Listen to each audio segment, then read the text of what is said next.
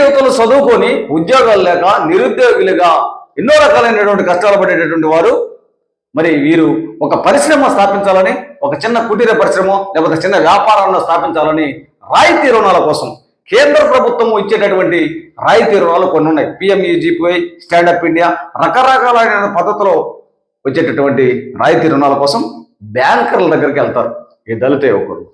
బ్యాంకర్లలో మా వాళ్ళు కూడా, మా సామాజిక వర్గానికి చెందినటువంటి వారు కూడా చాలా మంది ఉద్యోగస్తులు ఉంటారు. అయితే ఈ బ్యాంకర్లకు వెళ్ళినటువంటి మా నిరుద్యోగులను, ఔత్సాహిక పారిశ్రామికవేత్తలను ఏ విధమైనటువంటి క్వశ్చన్ చేస్తారు బ్యాంకర్లు? నీకు సిబిల్ ఉందా? సిబిల్ ఎలా ఉంటుంది చెప్పండి.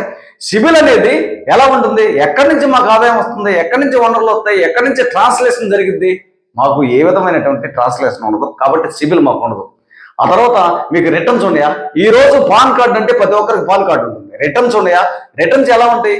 ఏదన్నా పొలాల మీద మరి పంట పండి ఆదాయం రావటమో, లేకపోతే వ్యాపారాల మీద ఆదాయం రావటమో, అవి ఆదాయాలు వనరులు వస్తేనే కదా రిటర్న్స్ ఉండేది. ఏ విధమైనటువంటి ఆదాయాలు ఉన్నాయి మాకు రిటర్న్స్ ఉండడానికి? ఆ రిటర్న్స్ ఉండవు.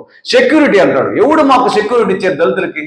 కాబట్టి ఏదో ఒక్క పెడితేనే కదా ఎండపోస వచ్చేదనే సామెత ప్రకారం ఏ బ్యాంకర్ దగ్గరికి వెళ్ళినా చదువుకొని ఒక పరిశ్రమ పెడదామని, ఒక వ్యాపారం చేద్దామని మరి ఉత్సాహంగా ఉన్నటువంటి మా దళిత యువకులు ప్రతి ఒక్క బ్యాంకరు ఈ ఏలొక్క పెట్టడమే, మీకు సిబిల్ లేదు, సెక్యూరిటీ లేదు అని రకరకాలైనటువంటి సాకులతోటి ఏ యొక్క సబ్సిడీ రుణాన్ని కూడా ఇవ్వరు.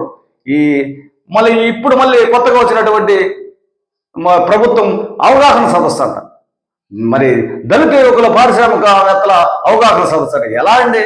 ఒక్క బ్యాంకర్ కూడా మా యొక్క దళిత యువకులకు సహకరించటం లేదు. ఇది చట్ట వ్యతిరేకము.